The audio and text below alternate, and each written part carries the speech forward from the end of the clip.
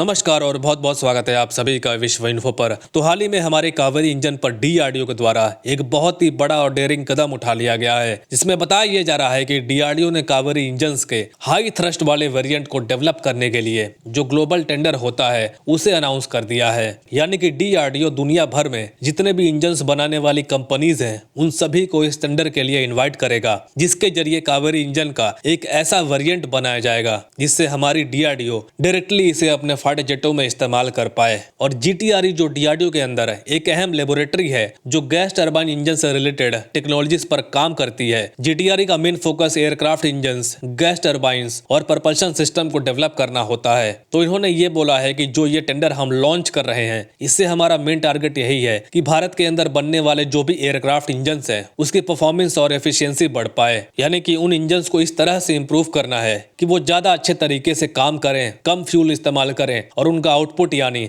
Speed और power वो बेहतर हो जाए। अब क्या है डीआरडीओ के द्वारा निकाला गया ये नया टेंडर, इसके क्या फायदे होंगे और पूरी अपडेट क्या है, आइए जानते हैं इस वीडियो में। लेकिन आगे बढ़ने से पहले अगर आपने अभी तक इस चैनल को सब्सक्राइब नहीं किया है तो प्लीज हमें सब्सक्राइब जरूर कर लीजिए। तो ठीक आज से एक दिन पहले डीआरडीओ की जीटीआरई ने एक ग्लोबल टेंडर को लॉन्च किया है 3 चीजों के लिए। सबसे पहला है मशीनिंग, दूसरा है ब्रेजिंग और तीसरा है कोटिंग। यानी इन तीनों को अगर मैं सिंपल भाषा में समझाऊं तो आपने किसी भी एयरक्राफ्ट इंजन्स के अंदर ऐसे ब्लेड्स को जरूर देखा होगा। ये एक बहुत ही ज्यादा हाई स्ट्रेंथ और हाई मैकेनिज्म वाले ब्लेड्स होते हैं जिनको इंजन्स में इस्तेमाल किया जाता है। तो जीटीआरई ने सबसे पहले यहाँ यही कहा है कि हमारे इंजन्स का ब्लेड का शेप कुछ ऐसा ही रहना चाहिए जो एक बहुत ही यूनिक शेप मानी जाती है, जिसे मॉडर्न जनरेशन के एयरक्राफ्ट में इस्तेमाल किया जाता है। इसके अलावा ये ब्लेड सिंगल क्रिस्टल के साथ साथ एक हाई प्रेशर का टरबाइन रोटर ब्लेड रहना चाहिए। यानी कि इन ब्लेड्स को ऐसे तैयार किया जाएगा जो ये ज्यादा से ज्यादा स्पीड को, ज्यादा से ज्यादा हाई टेम्परेचर को और ज्यादा से ज्यादा प्रेशर को सहन कर पाए।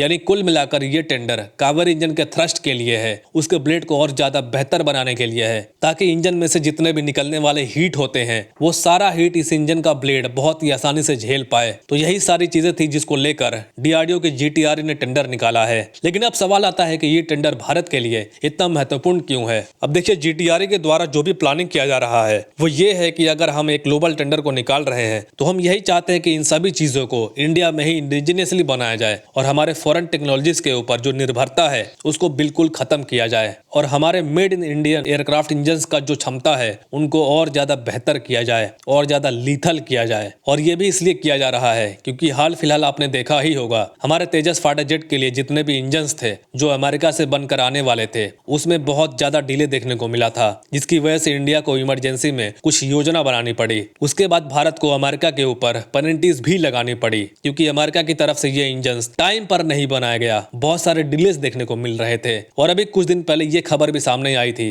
कि जीटीआरई कावेरी इंजन्स के वेट को घटाने का प्लान कर रही है। यानी कि एक तरफ हम ग्लोबल टेंडर निकाल रहे हैं कावेरी इंजन के लिए और दूसरी तरफ हम खुद ही इस इंजन के वेट को कम करने की प्लानिंग कर रहे हैं, जिसका मतलब यही है कि हमारा मेन फोकस यही है कि आने वाले टाइम में जो हमारे फाइटर जेट्स होंगे उसमें हम हमारे इंडिजिनियसली मेड कावेरी इंजन को इस्तेमाल कर पाए। और ये खबर कहीं ना कहीं ये भी बताती है कि डीआरडीओ अभी पूरी तरह से एक्टिव हो चुकी है। अमेरिका अगर अपनी तरफ से हमारे तेजस फाइटर जेट के इंजन के डिलीवरी में और ज्यादा डिले करता है तो उस टाइम में डीआरडीओ अमेरिका के भरोसे ना बैठकर अपना बनाया हुआ इंजन अपने फाइटर जेटों में इस्तेमाल करे। तो दोस्तों, ये थी आज की बेहतरीन अपडेट। जानकर आपको कैसा लगा कमेंट्स में जरूर बताएं। फिलहाल के लिए इतना ही। Thank you very much for watching. मिलते हैं अगली वीडियो में।